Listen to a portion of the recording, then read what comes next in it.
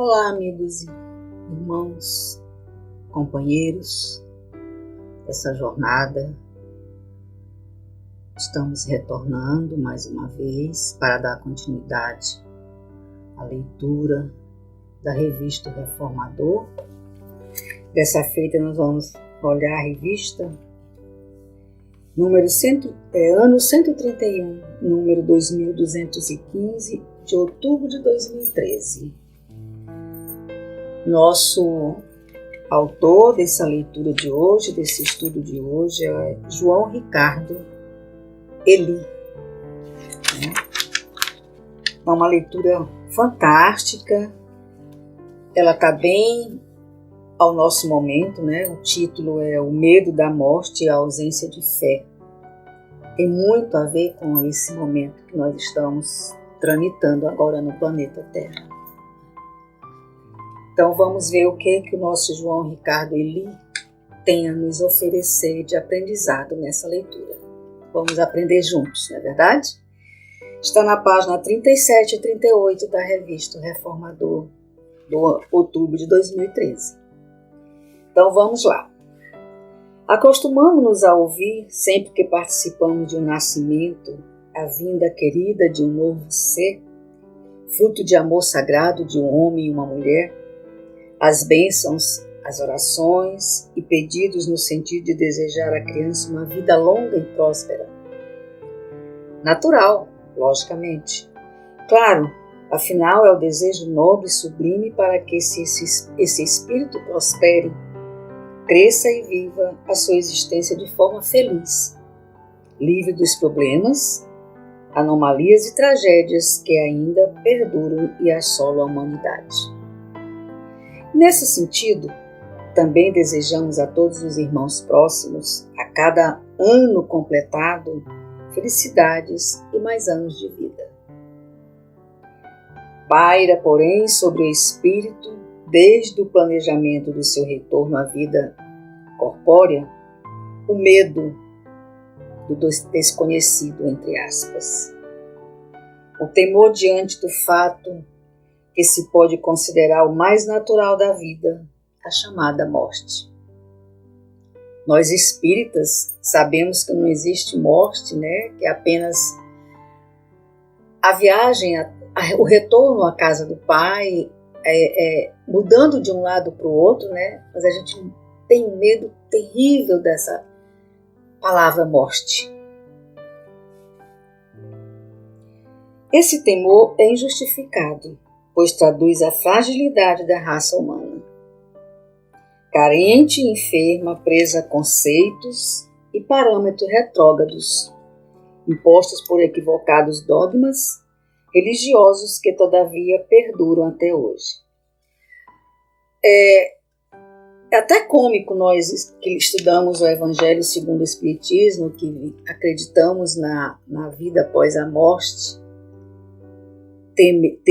termos medo da morte, né? Essa palavra é muito forte. Mas eu já li em algum lugar, não lembro no momento agora, que, na verdade, o espírito tem muito mais medo de reencarnar do que desencarnar. Muito mais medo de vir do que voltar. Mas nós, matérias, temos muito medo do retorno, né? Mas a evolução é fato verdadeiro, conforme prometido por Jesus, o melhor exemplo de modelo e guia da humanidade que veio em missão anunciar a boa nova. O Consolador veio ao encontro de todos e, na medida certa e tempo adequado, nos trouxe o esclarecimento que instrui o Espírito. E aí tem um título falando assim: Pedirei ao Pai e Ele vos enviará outro Consolador.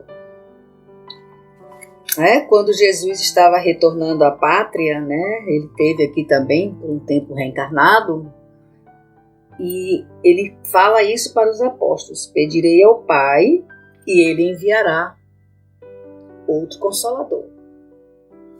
E o Consolador prometido é o Espiritismo, sempre presente no universo, porém com seu tempo certo a aflorar na consciência dos espíritos aqui encarnados. Assim, Allan Kardec, no século XIX, codificou, com a devida permissão do plano superior, todo o conjunto de leis e princípios revelados. Mas estava programado desde quando Jesus esteve aqui. Ele já havia esse planejamento, né? Tanto é que ele fala isso: pedirei ao Pai e ele vos enviará um outro Consolador. Mas retornando ao ponto-chave da presente reflexão, os homens ainda atrasados e arraigados em valores deturbados, construídos à base de defeitos morais, como o excessivo apego ao material, a vaidade e o orgulho, se desesperam ao depararem com a consequência mais natural da existência humana. Seu fim, diga-se de passagem, apenas de um ciclo, pois ao espírito são concedidos inúmeras existências após terem sido criados, simples e ignorantes por Deus, nosso Pai. Existências que transcorrem em mundos inferiores ao nosso, em outros no mesmo nível que o nosso, e com a natural evolução e progresso moral, em mundos mais felizes. A gente vê aqui nesse parágrafo, nesse item, que existem outros mundos, né? Inferiores, superiores, iguais ao nosso. Então nós não somos únicos no universo. Isso tem sido provado em várias leituras, né? A cada oportunidade redentora da encarnação, o espírito é sabedor de que carece do seu desenvolvimento. Progride até o momento em que alcança a felicidade plena, concluindo sua jornada. Então nós vamos ir e vir quantas vezes se façam necessário, até nós cumprirmos as nossas missões e obrigações. A morte, portanto, é conceito só aplicável ao corpo físico. Como já muito bem explicado por espíritos missionários, é uma passagem, é uma mudança de plano, somente uma mudança de plano. Cabe ressaltar, por ser extremamente necessário, a evolução de todos. O fato de ser muito penoso ao espírito tomar conhecimento da necessidade de ir ao encontro de mais uma encarnação. O espírito não tem pavor de reencarnar. A gente aqui, quando está aqui, tem medo de ir, né? Mas quando nós estamos do outro lado, a gente tem, não é medo não, a gente tem pavor. Porque a gente não sabe o que vai acontecer, apesar da gente fazer uma programação, de ter um planejamento todo certinho. Mas quando chegar aqui, a gente esquece tudo. Porque não podemos realmente lembrar, seria muito complicado. E aí a gente caminha no escuro, né? Mesmo estudando a doutrina, a gente caminha no escuro. No escuro de tomar decisões, né? Porque a gente esquece das missões que a gente veio cumprir. Então, é tudo muito livre-arbítrio, apesar de nós termos os nossos mentores, os nossos instrutores espirituais, que nos induz, nos conduz, nos orienta. Mas a gente termina enveredando por caminhos que já havíamos feito em vidas passadas, né? É o hábito, aquela velha história do costume do cachimbo, deixa a boca torta, né? Então, se a gente não tiver realmente uma convicção, a gente termina repetindo os nossos erros, as nossas falhas, que já está no perispírito. E como nos tem sido revelado, o espírito se atemoriza mais com a vinda ao corpo físico do que com o fim da própria existência, que eu acabei de falar, a existência na carne. Mesmo com toda a ajuda e incentivo de amigos e instrutores, ele teme as consequências de eventuais falhas nas provas que precisa ultrapassar. Nós comentamos há poucos instantes. Sabemos ou precisamos recordar que tudo na vida parte do pressuposto de valores espirituais, do livre-arbítrio que rege os destinos humanos, da consequência natural que todos terão de arcar com as próprias atitudes, sobre o governo da lei de ação e reação da causa e efeito. Essa lei de ação e reação da causa e efeito, ela é perfeita. Você não tem como fugir dessa lei. Praticando o homem na esfera física aquilo que o espírito se propôs para seu desenvolvimento antes de reencarnar, isto é, amando e concebendo caridade a todos. Olha onde entra o sentimento caridade. Quanto é importante a caridade, né? No momento em que a gente concebe caridade a todos e nos redimimos dos nossos débitos passados, perdoando para também ser perdoado.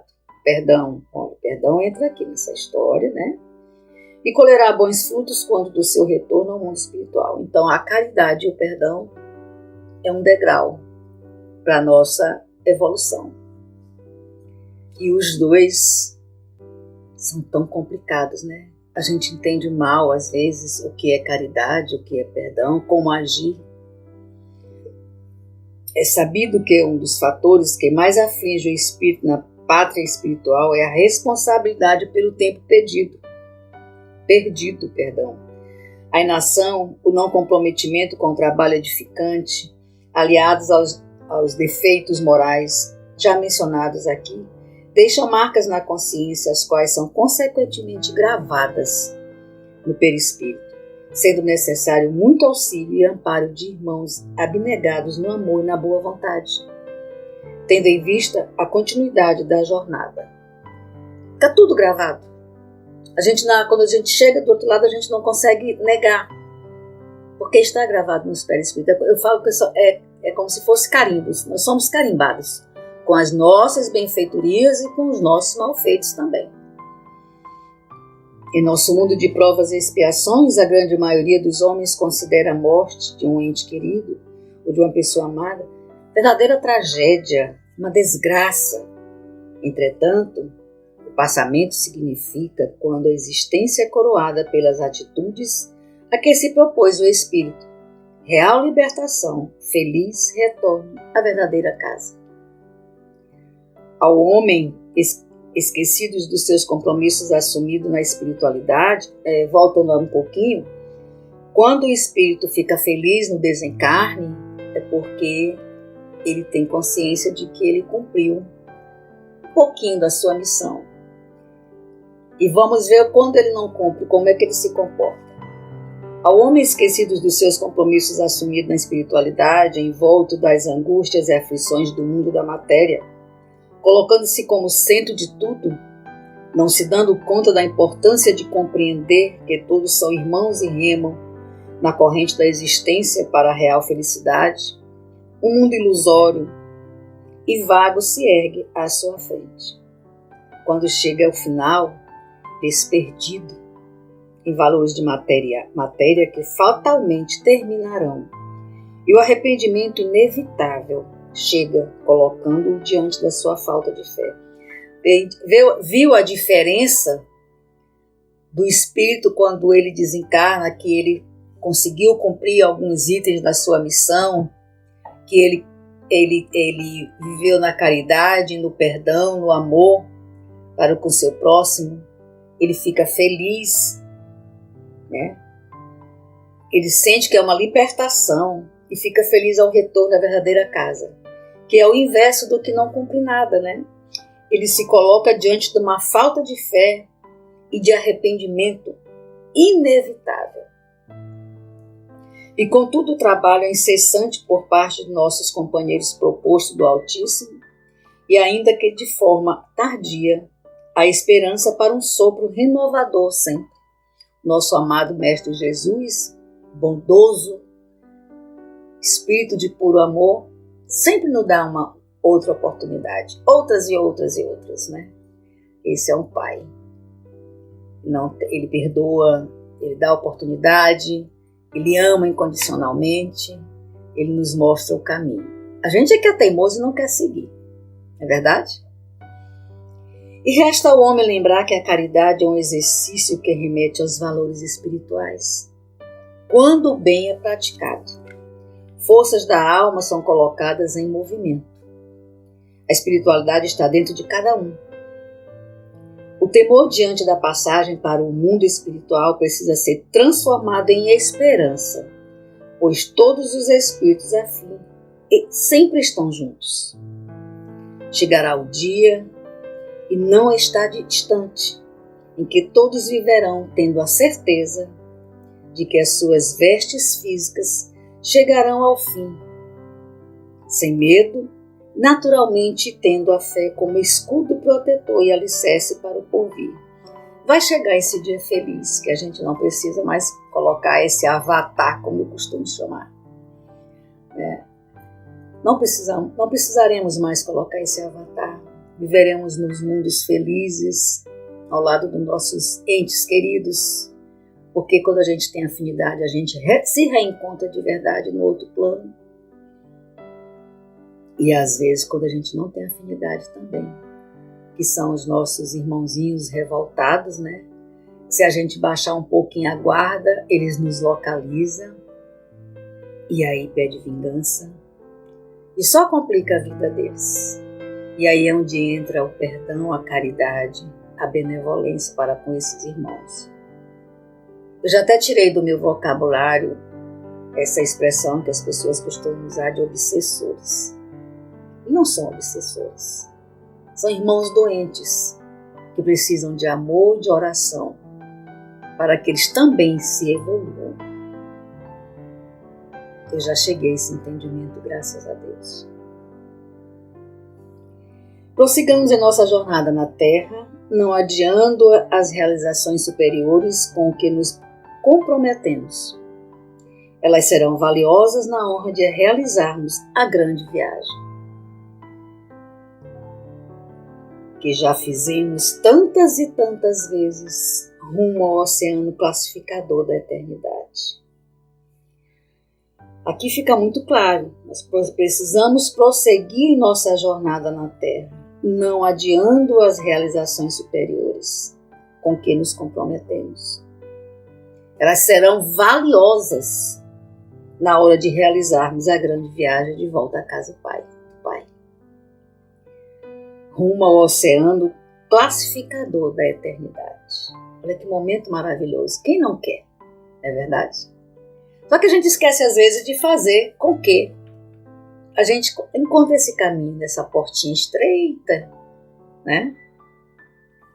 Mas essa leitura foi muito importante para o nosso momento que nós estamos vivendo de pandemia, né? É um momento que a gente está com medo batendo na porta, vendo tantos irmãos desencarnando, e a gente se pergunta, meu Deus, será que eu sou o próximo? Se tivermos que ir, nós iremos. Se nossa missão tiver acabado, nós iremos. Agradecemos ao nosso Pai eterno e misericordioso por sua bondade, sabedoria e justiças infinita. Que Ele nos abençoe. Vamos orar, vamos acreditar, vamos ter amor, distribuir amor ao nosso próximo, com pequenas atitudes, até de colocar uma máscara. Fiquem com Deus, que a Virgem Maria nos proteja hoje, agora e sempre. Wanda Barros, para divulgar.net.